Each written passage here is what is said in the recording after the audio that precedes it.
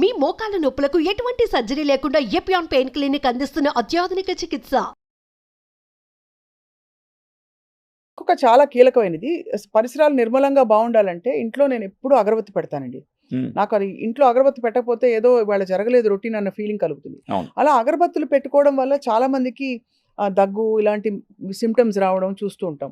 అన్ని అగరబత్తులు అలా ఉంటాయండి లేకపోతే ఏదన్నా కానీ మనకు దీన్ని ఇండోర్ ఎయిర్ పొల్యూషన్ అని అంటారు. ఓహో ఇండోర్ ఎయిర్ పొల్యూషన్ కి one of the important cause ఇండియాలో ఈ అగరబత్తులు కాకుండా ఇంకేమి పొల్యూషన్ క్రియేట్ చేస్తాయంటే మనం మస్కిటో రిపల్లెంట్స్ వాడతాం.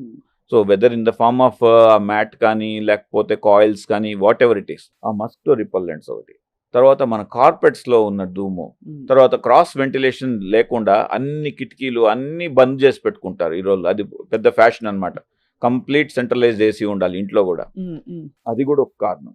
సో ఇవన్నీ కూడా మనం ఏం చేస్తాయంటే మన ఇంట్లో సర్క్యులేటింగ్ ఎయిర్లో PM2.5 levels, PM10 particulate material అనేది పెంచేస్తుంది. ఎప్పుడైతే ఆ టాక్సిక్ కాంపౌండ్స్ మనం ఇన్హేల్ చేస్తామో, ఇంతకుముందు చెప్పాను కదండి, ఒక డ్రాప్ ఆఫ్ యాసిడ్ మనం చేతి మీద వేసుకుంటే కాలుతుంది. అలానే ఈ టాక్సిక్ కాంపౌండ్స్ అనేది లంగ్స్ని బర్న్ చేస్తూ ఉంటుంది అనమాట. ఒక సిగ్నిఫికెంట్గా లంగ్ ఫంక్షన్ డ్రాప్ అయ్యేంత వరకు కూడా ఎవ్వరికి తెలియదు ఈ డ్యామేజ్. సడన్గా వన్డే దగ్గు ఆయాసంతో వస్తారు. ఏంది అని చూస్తే ఇది ఉదాహరణకు one of the important professionals consider చేసుకోవాల్సింది. ఏ ప్రొఫెషనల్స్ అంటే మన పూజారులు ఎంతో భక్తితో నిష్టతో ఫాస్టింగ్తో మన కోసం ఎన్నో హోమాలు చేస్తుంటారు. వీళ్ళకి లంగ్స్ ఆన్ అన్ యావరేజ్ అంటే నా అండర్స్టాండింగ్లో మిగతా వాళ్ళ కన్నా కూడా ఓ 15 years కన్నా ముందే డ్యామేజ్. అంటే వాళ్ళ ఏజ్ 45 ఉన్నింది అనుకోండి, వాళ్ళ లంగ్ ఏజ్ చెక్ చేసినామంటే 65 or 70 ఉంటుంది. అంత డ్యామేజ్ వస్తుంది. వీళ్ళు కూడా అతి జాగ్రత్తగా హోమం చేస్తున్నారు, నేను కాదని చెప్పలేదు. హోమం చేసినప్పుడు మీ లంగ్స్ సెన్సిటివ్గా ఉన్నాయని అంటే దగ్గు లేకపోతే ఆయాసం ఇటువంటివైనా వస్తున్నట్లయితే అవాయిడ్ చేయండి. సో చిన్న సైజ్ హోమాలు చేయడం. So amount of exposure also place a very very important. Duration of exposure place equally important. So రోజు హోమాలు చేస్తున్నా అనుకోండి, 45కే 80 years లంగ్ అయిపోతాయి. అది మీరు చాలా స్పిరిచువల్ బెంట్ ఆఫ్ మైండ్. నాకు తెలుసు మీరు ఎంత మీరు హోమాలు పూజలు కూడా ఎంత చేస్తారో. మీరు ఈ మాట అంటున్నారంటే యాజ్ ఎ డాక్టర్ ఇది ఎంత సీరియస్ సమస్య అర్థమవుతుంది. అంటే this is what I need to speak is evidence based medicine. Okay, నాకు భక్తి ఉంది అని అంటే మీరు అందరూ హోమాలు చేసుకొని పూజలు చేసుకొని అనే పల్మనాలజిస్ట్ మనం చెప్పకూడదు కదా. అదే అంటే ఎవరికి పడదో వాళ్ళు చూసుకోవాలి. పడదంటే ఇన్వేరియబుల్లీ ఎవ్రీవన్ ఈస్ అఫెక్టెడ్ అండి. There is no doubt. కొందరికి ఎక్కువ అఫెక్ట్ అవుతుంది, కొందరు తక్కువ అఫెక్ట్ అవుతుంది. అఫెక్ట్ కానటువంటి వాళ్ళు లేరు. అది ఇంట్లో సాంబ్రాన్ పుల్ల పెట్టి ఓకే ఆ గాలిని మనం పీల్చుతుంటే definitely it is going to decrease అట్లీస్ట్ 1 to 2 years of your life. And Indian countries, ఇండియాలో ఇంట్లో పొల్యూషన్ బయట పొల్యూషన్ ఉంది కాబట్టి మన మెట్రోస్లో యావరేజ్గా మన ఢిల్లీ స్టాటిస్టిక్స్ చూస్తే ఒక క్లీన్ ఎయిర్ ఉన్న సిటీలో ఎక్కడన్నా ఇమాజిన్ న్యూజిలాండ్ కానీ ఆస్ట్రేలియా కానీ వెరీ క్లీన్గా ఉంటుంది ఆ సిటీస్.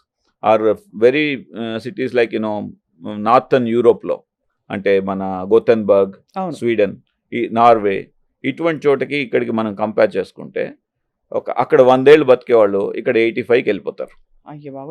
అంటే 15 years ఆఫ్ యాక్టివ్ లైఫ్ పోతుంది.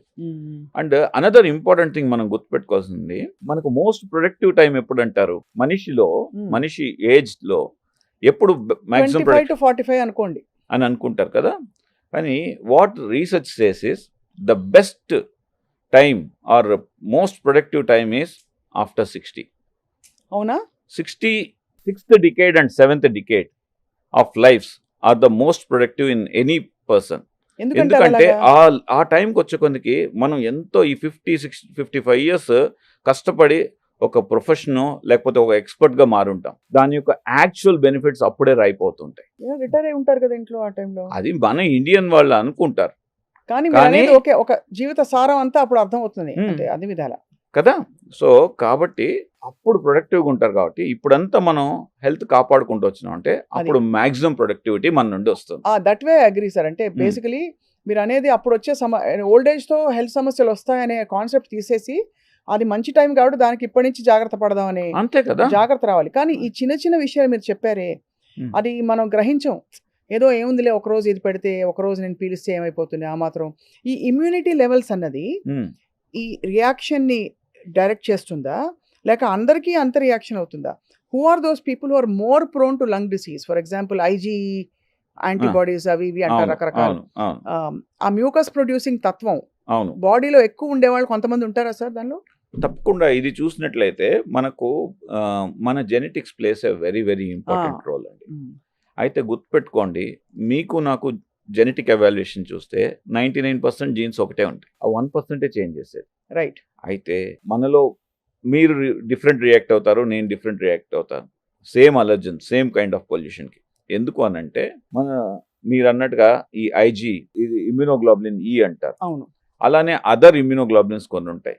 కొందరికి డెఫిషియన్సీ ఉంటాయి, కొందరికి ఎక్కువ ఉంటాయి, కొందరికి నార్మల్ ఉంటాయి. డెఫిషియన్సీ ఉండడము తప్పే, ఎక్కువ ఉండడం కూడా కరెక్ట్ కాదు. రైట్. సో బట్ ఇన్వేరియబుల్లీ ఎవరికైతే ఈ ఐజీ లెవెల్స్ కానీ లేకపోతే ఈ sensitivity asthma kind of tendencies ఉంటాయో వీళ్ళకి ఒక్కసారి ఈ అలర్జన్స్, పొల్యూషన్ కానీ అలర్జన్స్ కానీ మనకి ఎక్స్పోజర్ అయితే ఆ లంగ్ అనేది సివియర్ ఇన్ఫ్లమేషన్కి గురవుతుంది, సివియర్గా రియాక్ట్ అవుతుంది.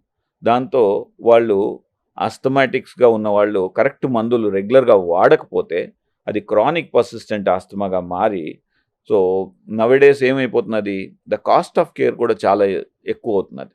బయోలాజిక్స్ ఎస్ మంచి ట్రీట్మెంట్ అవైలబిలిటీ ఉంది, కానీ ఎంతమంది దాన్ని వాడుకోగలరు? అవును. అంటే ఎగ్జాంపుల్ బయాలజీ, మీరు ఐజీ అన్నారు, యాంటీ ఐజీ థెరపీ అనేసి ఒకటి వచ్చింది, యాంటీ IL-5 థెరపీ అనేసి వచ్చాయి. కానీ డబ్బులు బాగా వదిలిపోతాయి కదా. డబ్బులు చెప్తున్నాను కదా. ఇప్పుడు ఐజీ ఇంజెక్షన్ వేసుకోవాలంటే నెలకి రఫ్లీ అరౌండ్, నిన్న ఒక పేషెంట్కి 375 mg డోస్ వేయాల్సి వచ్చింది. ఆయనకి ఈ 375 mg ఎవ్రీ 2 వారాలు వాడుతూనే ఉండాలి. ఎంతకాలం? అంతేనా? కంటిన్యూస్. బతుకున్నంత. సో ఈ 375 mg వుడ్ కాస్ట్ రఫ్లీ అరౌండ్ 25,000. అంటే 25,000 పర్ 2 weeks కంటిన్యూగా వెళ్ళిపోవాలంటే మనకు యావరేజ్గా మనకు మంత్లీ 50,000 అవుతున్నది. అండ్ దెన్ 1 yearకి 6 lakhs అవుతున్నది. 6 lakhs రూపీస్ అలా పక్కన పెట్టాల్సిందే. వాడు 10 లక్షలు సంపాదిస్తున్నా 6 లక్షలు ఆయన లంగ్ హెల్త్కు పెట్టాల్సిన పరిస్థితి ఏర్పడుతున్నది. 60%. ఆయనకి ఏం ట్రిగర్స్ వచ్చాయి? ఆయన ట్రిగర్స్ అని మళ్ళీ అగైన్ సేమ్ దీన్ని సివియర్ ఆస్మా అంటారండి. Asthma, difficult to treat asthma, severe asthma. ఆస్తమాలో 2 రకాలు అనమాట. డిఫికల్ట్ టు ట్రీట్ ఆస్మా అంటే ఏంటంటే మనం మందులు కరెక్ట్ మందులు పెట్టినప్పుడు కూడా పేషెంట్ సరిగా సిమ్టమాటిక్ బెనిఫిట్ ఉండదు. వీళ్ళని మనం జాగ్రత్తగా చూసినట్లయితే వీళ్ళలో ఎందుకు అవుతున్నది అని అంటే, కొందరు మనం రాసిన ఇన్హేలర్ సరిగా వాడరు. సో అంటే మనం మీరు యూట్యూబ్లో చూసుంటారు, ఒక పేషెంట్ నేను నా సిమ్టమాటిక్గా బాగాలేదండి అనేసి అంటే డాక్టర్ అడుగుతారు అనమాట, ఏంటమ్మా ఎందుకు బాగాలేదు, మీరు ఇన్హేలర్ ఎలా వాడుతున్నారు అని అంటే ఆవిడ ఇన్హేలర్ ఇలా తీసుకొని ఇటు కొట్టుకుంటుంది, అంటే సెంట్ కొట్టు పర్ఫ్యూమ్ వాడినట్టుగా ఆవిడ. సో అలా చాలామంది మనకు ఇన్హేలర్స్ కరెక్ట్గా వాడని వాళ్ళు సొసైటీలో చాలామంది ఉన్నారు. వాళ్ళకి రికమెండేషన్ మనం రోజుకు 2 సార్లు రాస్తే వాళ్ళు వారానికి 2 సార్లు వాడతారు. ఎందుకంటే నాకు దగ్గు వచ్చినప్పుడు వాడతానంటారు. అది కరెక్ట్ పద్ధతి కాదు. దగ్గు వచ్చినప్పుడు వాడడానికి కాదు. ఇన్హేలర్స్ అనేది లేదు ఆస్తమా కానీ సిఓపిడి కానీ మీకు ఉన్నట్లయితే అది ఒక బీపీకి మందులు ఎలా వేసుకుంటారు, ఒక షుగర్కి ఎలా వాడతారు అంటే రెగ్యులర్గా వాడాలి. ఇవన్నీ క్రానిక్ దీర్ఘకాలిక ప్రాబ్లం. మీరు అశ్రద్ధ చేసినట్లయితే మీ యొక్క లంగ్ ఫంక్షన్ ర్యాపిడ్గా డిటోరియేట్ అయిపోతుంది, తొందరగా మీరు చనిపోయే ప్రమాదం ఉంది. చాలా these are really scary but real facts. నిజమమ్మా. మొన్న చెప్తున్నాను కదా, మొన్న ఒక పేషెంట్ తన annual income is 10 lakhs, 6 lakhs ఇప్పుడు ఈ పద్ధతిగా నేను చెప్పిన పద్ధతిగా వాడితే 6 lakhs తన లంగ్ హెల్త్కి పెట్టుకోవాల్సిన పరిస్థితి. దుర్భరమైన పోనీ ఎంతమంది 10 lakhs ఎర్న్ చేసే వాళ్ళు ఉన్నారు? అది ఇంపార్టెంట్ ఛాలెంజ్ కదా.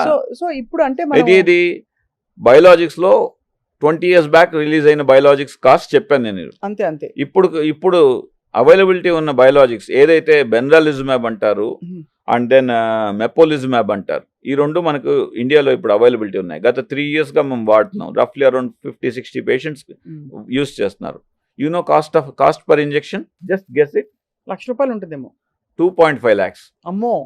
ఒక ఇంజెక్షన్ 2.5 lakhs. ఇదేంటి, ఫస్ట్ 3 months నెల నెల ఇవ్వాలి, బట్ దాని తర్వాత నెల వదిలేసి నెల లైఫ్ లాంగ్ ఇస్తూ ఉండాలి. గుడ్ థింగ్ ఏంటంటే ఎవరైతే అఫోర్డ్ చేసుకోగలుగుతారో these are the one of the best injection. అంటే వాడు అది చాలా చిన్న పాపులేషన్ కాబట్టి మనం ఎక్కువ మంది మధ్యతరగతి వ్యక్తులతో గురించి మాట్లాడుతున్నాం, quality of life, quality of air గురించి మాట్లాడుతున్నాం కాబట్టి